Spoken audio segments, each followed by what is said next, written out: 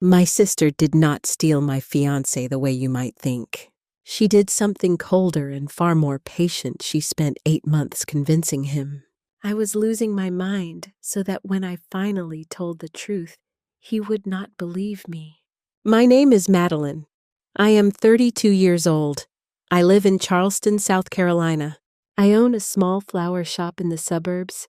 I make flowers for weddings. The shop is called Magnolia and Vine. I picked the name. I drew the small logo by hand. I built it up from nothing in 6 years. My apartment sits right above the shop. There is a back staircase made of metal. It rattles when I walk down each morning. The shop has a green wood door. Inside it smells like clean water and white roses. The floor is old pine. It creaks soft under my shoes. I am going to marry Theodore. He is 35. He is an architect. We met 2 years ago. He came into my shop one cold afternoon. His father had just died. He needed white roses for the funeral. He spoke softly. He listened more than he talked. He did not try to charm me.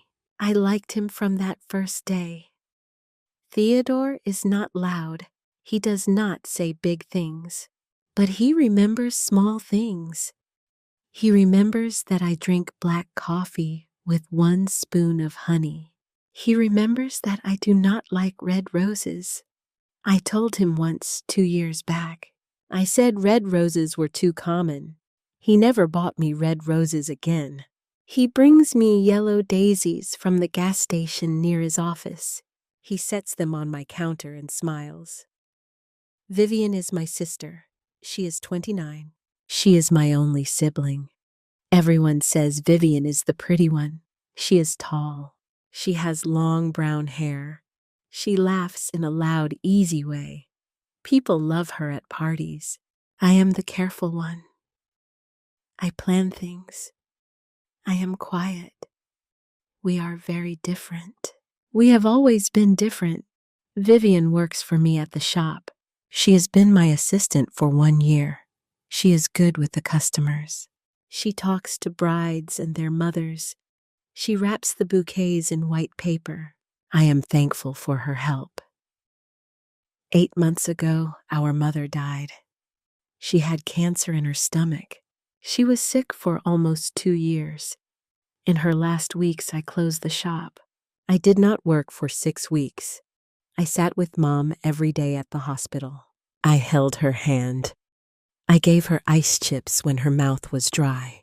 I read to her at night. Vivian came to the hospital sometimes. She did not stay long.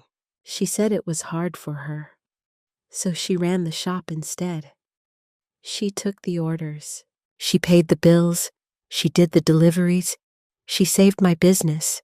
I have told her thank you many times. I mean it. I still mean it. Last Friday, I am at the shop. I am tying a piece of cream ribbon on a bouquet. The ribbon is a little crooked. My phone rings on the counter. It is Theodore. His voice sounds happy. "Hey, Maddie," he says. "For our anniversary tonight, you want to go back to the old Anchor. That dinner on my birthday was so nice." I stop. I hold the ribbon in my fingers. The old Anchor. I have never been there. I have never had dinner with Theodore on his birthday. His birthday is in March. In March, my mother was dying. In March, I slept on a hard hospital chair. I did not go to a restaurant. I did not see Theodore that whole night. But I do not say any of this. I laugh into the phone. I make my voice light. "Of course, my love," I say. "That sounds great." I put the phone down on the counter. Across the shop, Vivian is making a small wedding bouquet. She hums along to the radio. The song is something old, something about summer. She smiles at the flowers in her hands.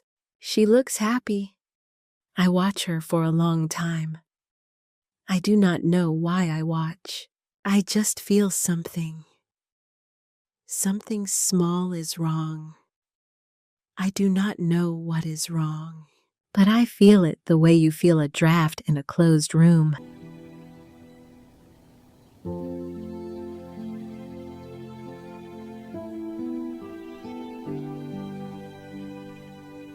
Over the next week, small things happen. I write each one down in a black notebook I keep in my desk drawer. On Monday, a bride walks into the shop. Her name is Caroline. She had her wedding the week before. She gives me a long hug. She says, "Maddie, the letter you wrote with my flowers was so beautiful." My husband cried when I read it to him. Thank you so much. I do not know what letter she means. I never write letters with my flowers. I just put a small white card with the bride's name. I smile at Caroline. I say, "I'm glad you liked it. You looked beautiful in your photos." After Caroline leaves, I walk over to Vivian. She stands behind the counter. She wraps a stem in green tape. "Did you write a letter to Caroline?" I ask. Vivian smiles. She does not look up. "Oh yeah, I just signed your name. You were so busy that day. I wanted to help." She keeps wrapping. I do not say anything else. I go back to my own work. But my hands feel cold. On Tuesday, a supplier calls. His name is Frank. He sells me roses from a farm up near Asheville. He calls me on the shop phone. "Madeline," he says. "Is this you, Madeline?" "Yeah, Frank, it's me." He pauses. He sounds confused. "Your voice. You sound different from yesterday." I hold the phone. "I did not call Frank yesterday. I have not talked to him in 2 weeks. I say, "Different how?" "Lighter. Younger, I guess. Never mind. Are you ready for the new order?" We talk about the roses. I write the numbers down. After we hang up, I sit at my desk. I open my email. I look in the sent folder. There are emails to Frank from yesterday. I did not write them. They are signed Maddie. They are from my own address. Wednesday is worse. Theodore comes to my apartment after work. He uses the bathroom. His phone is on my kitchen table. It buzzes. I look. I should not look at his phone, but I do. There is a photo on the screen. Theodore is at a restaurant. There is a small candle on the table. He sits with a woman. The woman has her back turned to the camera. She wears a dark green dress. The dress is the color of wet leaves. It is my dress. It is the emerald green dress I thought I lost at the hospital months ago. I packed it in a bag, and the bag never came home. I put the phone back on the table. I sit down. I do not say anything to Theodore when he comes back. I do not yell at him. I do not run to him with the photo. I think instead, I want to know more. I want the whole story before I move. Theodore starts to act strange too. On Thursday night, we sit on my couch. He drinks tea.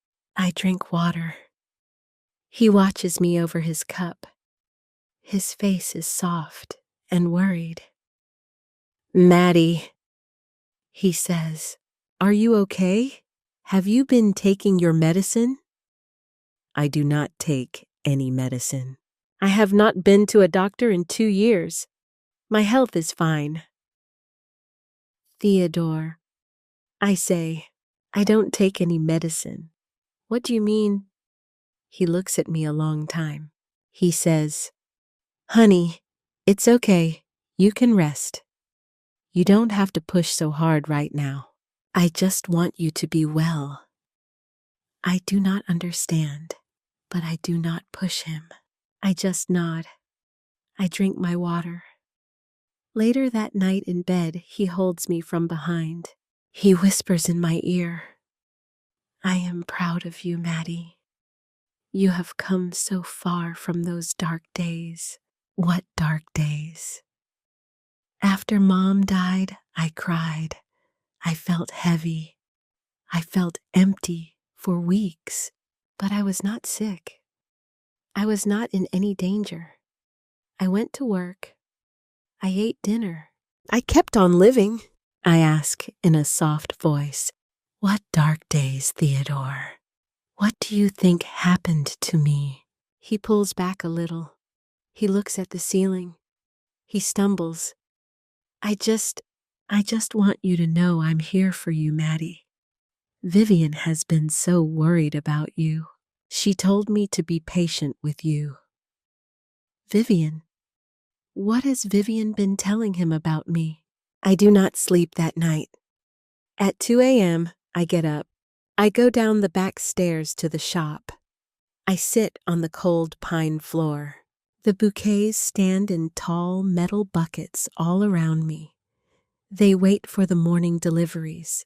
The shop looks the same as it has for 6 years, but everything feels wrong. It is like coming home and finding that someone has moved your couch 1 inch to the left. You cannot say exactly what is different, but it is not your room anymore. The next day, I call Marlene. Marlene owns the bakery across the street. She is my best friend. We meet in the back of her shop. She gives me a paper cup of coffee with honey in it. She wears a flower-dusted apron with little blue flowers on it. "Marlene," I say, "has Vivian been acting strange?" Marlene puts down her own cup. Her face goes serious. "Maddie, I've been waiting to bring this up. Vivian comes here every morning before you open. She buys 2 pastries. She tells my customers that she runs the flower shop now. She talks about it like it's hers. I thought maybe you'd given her a partnership. I should have asked you." I drive home. I park behind the shop. I climb the stairs to my apartment. I open my laptop on the kitchen table. In my email drafts, there is one message. It is to Theodore. It says, "Theodore, I do not think we can keep going. I have not recovered. I need time alone. Please do not look for me. Maddie." The email is ready to send. I just have to click. I never wrote it. Someone is writing my life, and it is not me.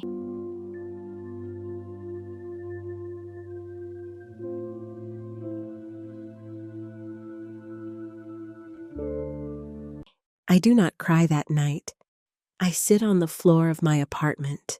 The light from the laptop hurts my eyes. Then I close it. I make a plan. I do not call Vivian. I do not call Theodore. I do not call the police. I want to find out everything first. I want all of the truth before I move.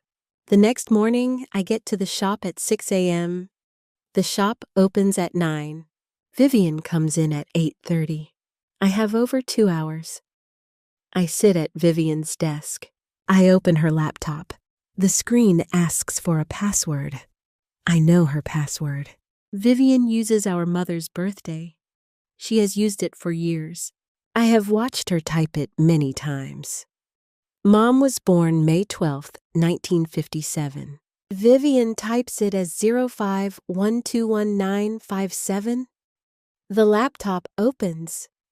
On her desktop is a folder. The name of the folder is Maddie Updates. My hands shake. I click on it. Inside, there are emails. So many emails. More than 40. They are all to Theodore. Vivian has been writing to him for 8 months, since right after Mom died. I sit down on the floor. I bring the laptop with me. I read each one. The first email is short. It says, "Theo, Maddie had a panic attack today. I had to drive her home. Please do not say anything. She doesn't want you to worry. I have never had a panic attack. Not one time. Not ever in my life." The next email says, "Theo, I am so worried about her. Her doctor put her on antidepressants, but I see her hiding the pills behind the sugar jar. She is not taking them. I do not know what to do. I have not been to a doctor in 2 years. No one ever gave me pills. There are no pills behind any sugar jar. I keep reading. Theo, I love my sister, but she is not the same person you fell in love with. Please be patient. Do not make any big choices with her. Talk to me first. Theo, I need to ask you something hard. If Maddie ever tells you she wants to break up, please call me right away. That is not really her voice. That is the sickness talking. Promise me. The sun comes up through the window. The shop gets warmer. The words go into me, but I cannot feel them yet. My hands are cold. My face feels frozen. I sit on the wood floor with the laptop in my lap. I see what Vivian has done. She has built a wall between me and Theodore. Brick by brick. Email by email. Every email is a small lie that sounds like love. If I ever tried to leave Theodore, he would not believe me. Vivian had told him not to. She had told him that the real me is not the one talking. She had told him to call her not to listen to me. I look at the other folders. The business papers come next. Vivian has signed 3 contracts with my name. 3 big wedding contracts. She made my signature look like mine. It is almost perfect. She moved 30% of the money to her own bank account at Wells Fargo. That is fraud. That is a crime. Not just a sister thing, a police thing. There are more photos. Vivian wears my clothes, the green dress, my white wool coat, my pearl earrings, the ones Mom gave me on my 16th birthday. She wears them all to dinner with Theodore at the old Anchor. She smiles in every photo. Theodore looks at her. He thinks he is looking at me. Then I find a Word file. The file name is Plan B. I open it. It is a list. I read every line. Get Maddie off her medicine slowly. Move the business name to me. The reason she is not capable. Theo has to trust me more than he trusts her. After Theo and Maddie break up, wait 6 months, then meet Theo by accident. I read the list once. I read it twice. I read it 3 times. I sit very still on the floor. I do not cry. I do not scream. I understand something now. Vivian does not love Theodore. Not really. Vivian wants to be me. Mom always called me Mom's daughter when we were kids. She called Vivian Maddie's little one. Mom always asked me for help. She trusted me with the bills, the keys, the money. Vivian was the pretty one. I was the careful one. I never thought it bothered Vivian. She always smiled. She always said she was happy. When Mom died, she left a will. She left me the shop. She left me the apartment. She left me her savings, all $42,000. She left Vivian one thing, a gold necklace. I went to Vivian after the will reading. I said, let's split everything, half and half. That is fair. Vivian smiled. She said, no, Maddie, that is what Mom wanted. I am fine. Really, she was not fine. From the night of the funeral, she was already starting her plan. The clock on the wall says 8:25. Vivian will be here in 5 minutes. I plug my small black drive into the laptop. I copy every file. I take out the drive. I close the laptop. I put it back exactly where I found it. I move to my own desk. I take a deep breath. I open my own laptop. I pretend to look at orders. The bell on the front door rings. Vivian comes in. She is smiling. She holds 2 coffee cups from the place around the corner. Maddie, you're here so early I got you coffee. Black with 1 spoon of honey, right? I look at her. I smile back. I take the cup. Yes, that's right. Thanks, Viv. She has no idea. She has no idea I have seen everything. I learned something that morning.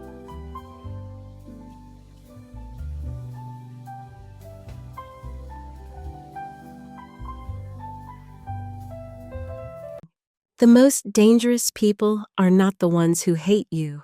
They are the ones who want to become you. That night, I drive home. I sit at my kitchen table. I open my laptop. I write Theodore a short text. I need to see you at your office tomorrow at 11. Do not tell Vivian, please. He writes back in 1 minute. Okay, are you all right? I will explain tomorrow. I do not sleep much. I lie in bed and stare at the ceiling. I think about every word I will say. The next morning, I get to Theodore's office at 11. The drive is in my purse. He has a small office in a building downtown near the harbor. He stands up when I come in. Maddie, what is going on? I do not answer. I sit down. I open my laptop on his desk. I plug in the drive. I open the Maddie updates folder. I turn the screen so he can see. Read these, I say. All of them. Take your time. I sit back. I watch his face. He does not understand at first. Then he reads slowly. His face changes. First, he looks puzzled. Then his eyes go wide. Then he goes pale. He covers his mouth with his hand. When he gets to the Plan B file, he stops. He puts his head down on his desk for a moment. When he looks up, his eyes are wet. Maddie, he says. I am so sorry. Maddie. He cannot say much else. He says my name 3 or 4 times. You believed her? I say. I did. I believed all of it. I asked her if I should take you to a therapist. She said no. She said it would make you worse. Oh God. Oh my God. I do not comfort him. I just look at him across his desk. I know why you believed her, Theodore. She is good at this. But I want to ask you one thing. Anything. Did you ever ask me? Did you ever ask just me when we were alone if I was okay? If I needed to talk? He thinks. His face falls. He shakes his head slowly. No, I asked her. I trusted her. She is your sister. You trusted her voice over mine. He cries then. Real tears. He does not say anything. He just cries. I do not know if we can keep going, Theodore. I do not know that yet. But before anything else, I have to face Vivian. And I want you next to me when I do. Not to protect me. I want you to see her with your own eyes, so that later you can never say you did not know. He nods. Yes, anything. Yes. We meet at the shop that night at 8. The shop is closed. I lock the front door. I turn off the radio. The room smells like old water and clean stems. Vivian comes in through the back. She does not know Theodore is here too. She walks into the front. She sees him. She stops. What is going on? She says. I do not answer. I stand at the counter. I have all the papers in a stack. I begin to lay them down on the counter one by one. I do not say anything. I just lay them down. Each email, each fake contract, each photo of her in my dress. The Plan B file printed out on white paper. I lay them down like cards in a slow card game. Vivian's face changes fast. She starts to cry. She runs to me. She tries to put her arms around me. Maddie, sis, I'm so sorry. I just wanted to help you. I was scared you were gonna hurt yourself. I love you so much. I push her back. I do it gently. I am not angry with my hands. My voice is calm. You don't love me, Vivian. You envy me. You have envied me for a long time. Mom did love me more. You're right. Mom did trust me more. You're right. But that was not my fault. That was because I showed up. I took care of Mom. You were in Miami for the last 6 months of her life? Vivian stops crying.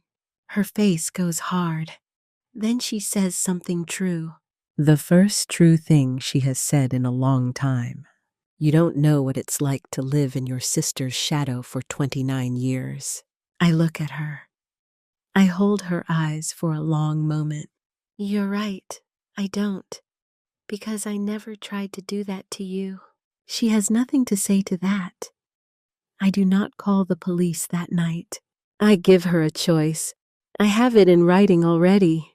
I print it out and put it on the counter. Sign this. It says you stole the money. It says you wrote those emails. You will pay back every dollar to me by next month. You will leave Charleston. You will not contact me or Theodore again. Or I take all of this to a lawyer in the morning. You go to court. You go to prison. Choose. She picks up the pen. Her hand shakes.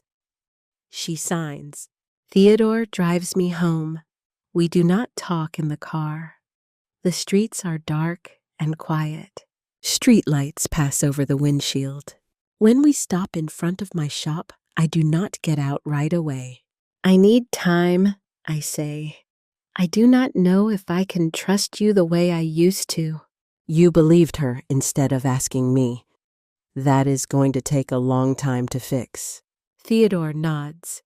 He looks down at his hands on the steering wheel. I will wait, as long as it takes. I get out. I close the car door softly. I go up the back stairs.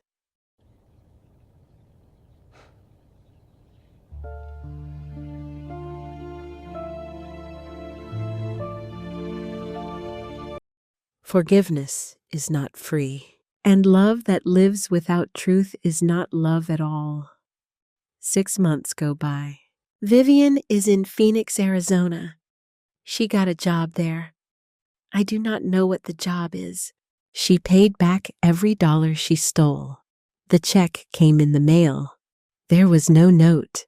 She has not called me. She has not written me. I do not know if I will ever forgive her. I do not push myself. I let the feeling sit where it is. The flower shop is still open. Same green wood door. Same old pine floor that creaks. I have a new helper now. Her name is Beatrice. She is 50 years old. She used to work at a big flower shop in Atlanta for many years. She is quiet. She is good with her hands. She does not try to be my best friend. She comes in at 8. She leaves at 5. We talk about the flowers and the orders. That is all. That is what I need right now. Theodore and I are in couples therapy. We go every Wednesday at 4 p.m. Our therapist has a small office 2 floors above a coffee shop. She does not let us off easy. She makes us look at hard things we want to step around. In therapy, Theodore is learning to ask, not to guess, not to listen to other people about me, just to ask me when something feels off, to trust my voice first. I am learning to speak. I always thought he should know how I feel. He should just see it. But that is not fair. People are not mind readers. I have to use my words. We do not jump back into the wedding. We cancel the first one. It was big. 200 guests, white tents on a lawn, a band coming up from Nashville. I lose the deposit on the venue. It is $4,000. I do not care about the money. I do not want my wedding day to have anything from before. I do not want to walk down an aisle Vivian helped to plan. One morning in late October, I stand in the shop alone. The light through the window is soft and gray. The radio plays something slow. I open the cooler. I cut 3 things: magnolia, jasmine, a small green stem of rosemary. Rosemary means remembrance. Mom used to grow rosemary in a clay pot on her back porch. I make my own wedding bouquet. I tie it with a piece of plain white ribbon. I tie it slowly. I do not call Vivian to help me. I have no sister to help with my flowers. That is the truth. I let it be the truth. I do not pretend it does not hurt. It does hurt. But I tie the ribbon anyway. I put the bouquet in a glass of water in the cooler. We get married on Sullivan's Island. It is a small wedding. 12 people on the sand. Marlene from the bakery is my only bridesmaid. She wears a soft blue dress. She holds my flowers when I need both hands free. Theodore's mother is there. She cries the whole time. Happy tears, she says. She hugs me 5 times before the ceremony. My father is there too. He has not talked to Vivian since that night at the shop. He does not say much. He never says much. Before I walk to Theodore, he holds my hand for a long moment. His hand is warm and rough. He looks at me. He nods once. Then he lets me go. Theodore reads his vows from a small piece of paper. His voice shakes a little. Maddie, I believed a story about you. The story was not told by you. I will never do that again. I promise to ask you even when the truth makes me afraid. You deserve a partner who listens to you, not to other people speaking for you. I read mine. I look right at his face. Theodore, I almost lost you. Not because you stopped loving me, but because someone wanted me not to be here. I learned this. Love does not need a new man to save it. Love needs to be guarded. Thank you for staying. Long enough for me to guard it. Long enough for me to find us again. We do not have a band. We have a cooler full of beer and lemonade on the sand. People sit on a few wooden chairs.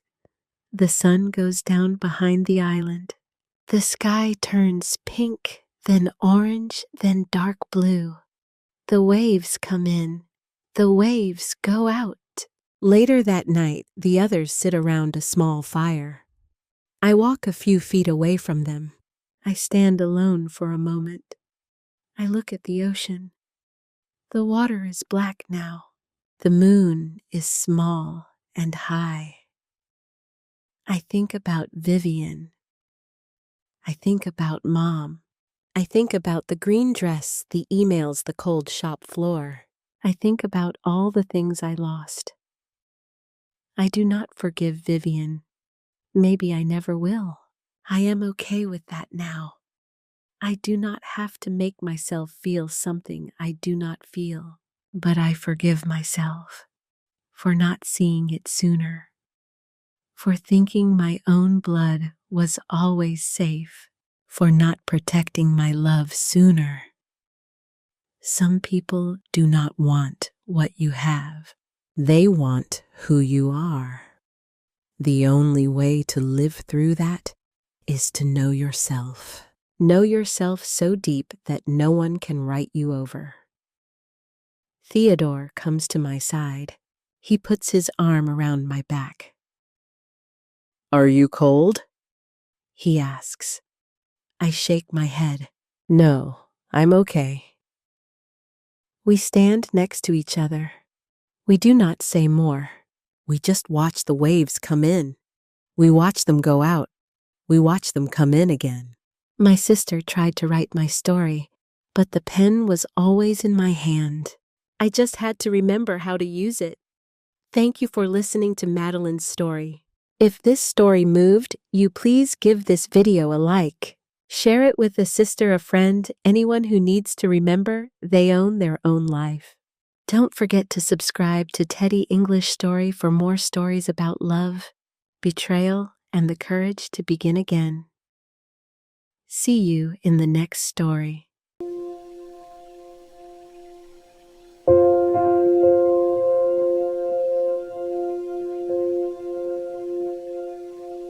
Wow, let me sit with this one for a second.